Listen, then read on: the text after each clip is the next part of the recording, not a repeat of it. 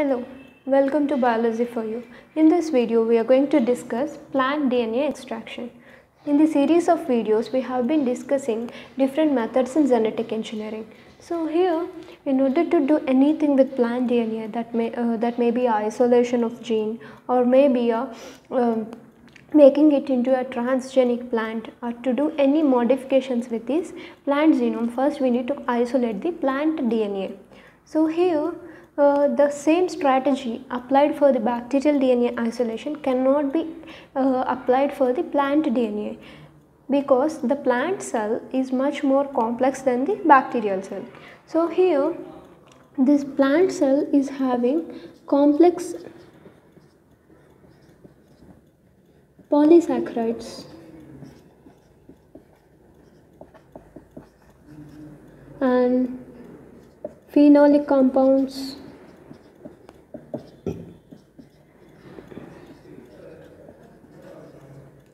and secondary metabolites. So due to the presence of all these things, it is hard to isolate DNA in its pure form. These phenolic compounds and all generally interrupt the different processes that are going to be happened with the help of chemicals in the DNA isolation process will be interrupted. So because of the interruption of the functions of various chemicals, it is hard to isolate DNA. So here we need to encounter these problems in the DNA extraction protocol. So here generally the tender part of the plant will be taken as the source material, like young leaf. So these young leaves having very less and minimal amount of the secondary metabolites. So the problem that will encounter with these secondary metabolites will be eliminated by taking a very tender part of the plant. So here for the source material, very small tissue taken from the young leaf will be treated with liquid nitrogen. Normally the temperature of liquid nitrogen is minus 196 degrees centigrade, and because of this low temperature it generally dehydrates the cell. When the temperatures will be back, because of this rapid lower temperature to higher temperature change, rapid changes in the temperature, the tissue will be broken down. The cell walls present in the tissue will be easily broken down. And to the dust obtained from this treatment, liquid nitrogen treatment, to this dust from the plant will be treated with plant DNA extraction buffer.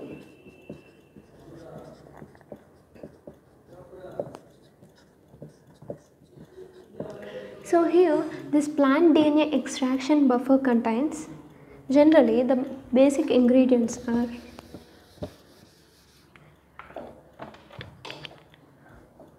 tris. Here the role of tris is to maintain the pH. So the DNA will be protected because of the rapid pH changes that are going to happen, during the process of the DNA extraction process. So in order to protect the DNA from the pH changes, tris will be used. It is basically a buffer. And NaCl.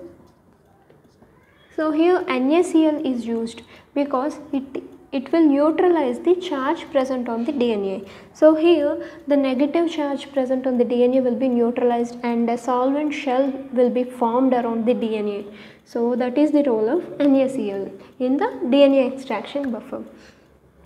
And the next one is CTAB.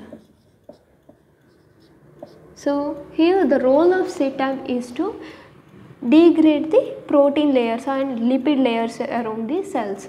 Here this CTAB is basically a cationic detergent.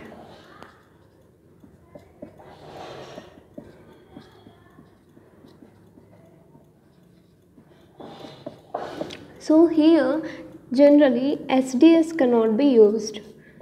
because STS is much milder and CTAB is harsh detergent than this STS. So here, in order to encounter these phenolic compounds, polysaccharides, we need to go for CTAB instead of going for SDS or sodium dodecyl sulfate. So CTAB is a cationic detergent. Basically it deals with the lipids present in the cell membranes. So here the cell membranes will be disrupted by the treatment with CTAB.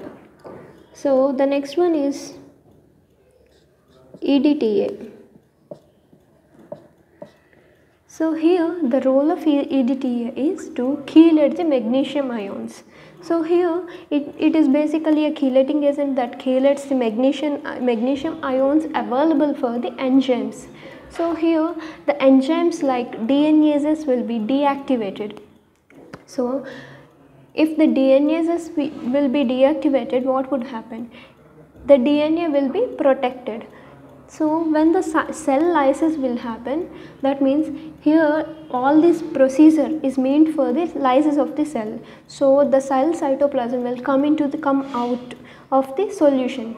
So the DNA will be no more protected in its nuclear membrane. So we need to protect the DNA when it is present in the cell cytoplasm and also in the external environment. So in order to protect the DNA, we need to eliminate the activity of the DNases. So for that EDTA will be added. And also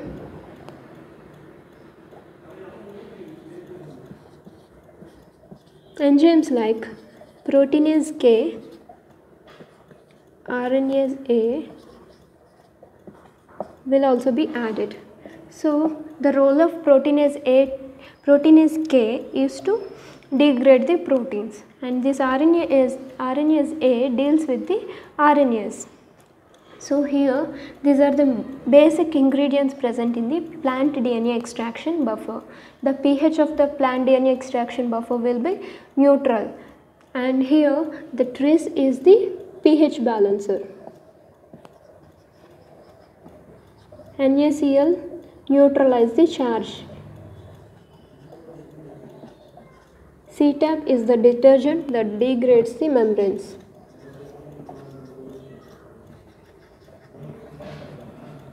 And EDTA chelates the Mg2+ ions. And proteinase A deals with proteins, degrading proteins, and RNase A will degrade the RNA. So these are the main ingredients present in this plant DNA extraction buffer. So with the treatment with plant DNA extraction buffer, cell lysis will be happen. So before that, cell walls are broken by the treatment with liquid nitrogen, and here the next step is to isolate the DNA. Here the whole cell components were come out into the solution. Here we need to do DNA isolation next. So for that we can use chloroform,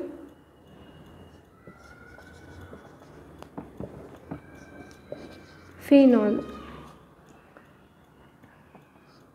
So to this solution we are going to add this phenol, chloroform,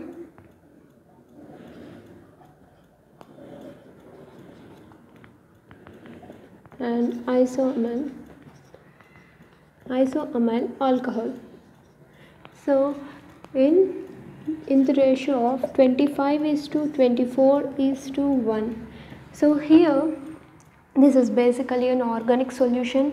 It deals with the proteins.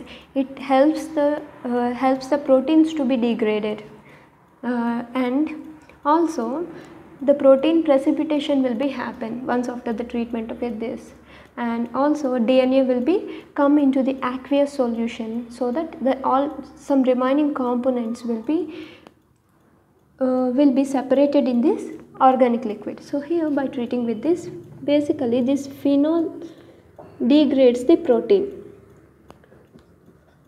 So for protein degradation, phenol will help. Here the chloroform basically very dense liquid, so it helps the phages to separate. That means aqueous phase need to be separated, in which the DNA is dissolved from the organic phase, which is much denser and contains the cell debris and all remaining components present in the cell. So that aqueous layer only contains the DNA. So for that phase separation need to be takes place. So if this is a reaction tube, generally the organic liquid will settle at the down, and the cell debris, which will be much denser and precipitated, will settle at the bottom layer of this reaction tube, and here this will be organic phase, and the aqueous phase will be less denser and light. Here the proteins which are degraded with this treatment with phenol will be settled down in the middle part of the reaction tube.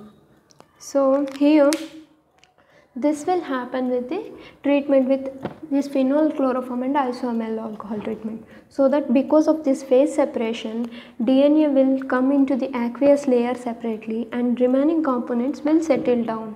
So the aqueous layer which contains the DNA can be easily separated. So because of this phase separation only this is possible. So here the chloroform, which is having higher density, it helps the phases to separate.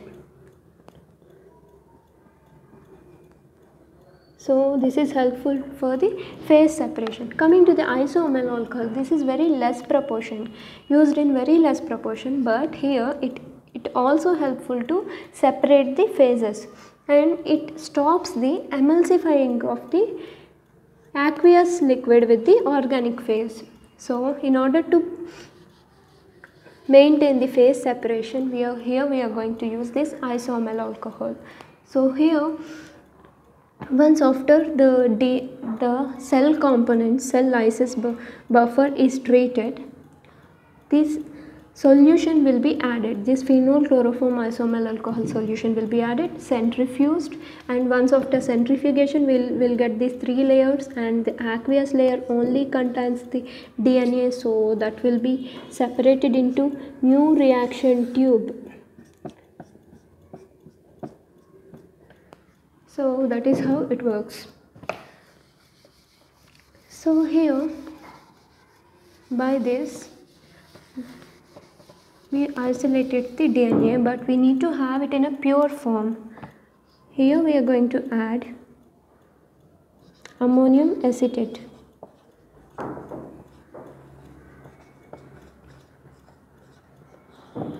Here there is a chance that any detergent or a salt that is added in that is used in this DNA extraction process will be contaminated with this DNA. So in order to precipitate DNA in its pure form, we need to purify it properly. So for that, this ammonium acetate, generally it's a bivalent salt. We can also use any other kind of bivalent salt. So here this ammonium acetate will generally increases the ionic strength of the solution.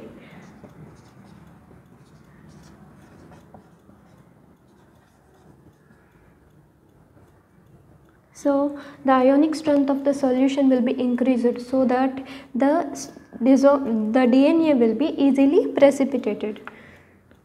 So that is the role of ammonium acetate here. Followed by, we are going to use isopropanol. So this isopropanol will be added to the ammonium acetate treated DNA solution. So here this isopropanol increases the affinity of the DNA towards ethanol that is going to be used in the purification step. So here towards the last step of purification, here we are going to use ethanol. So basically this ethanol makes the DNA to be precipitated. So because until here the DNA will be dissolved in the aqueous layer. So by adding ethanol, it actually degrades the solvent shell that has formed around the DNA. So by the breaking of the solvent shell, the DNA will be no more dissolved in the solution, but it will be easily precipitated. The thread-like structure will be appeared in the test tube, reaction tube, and that will be precipitated easily by centrifugation. So here we are going to use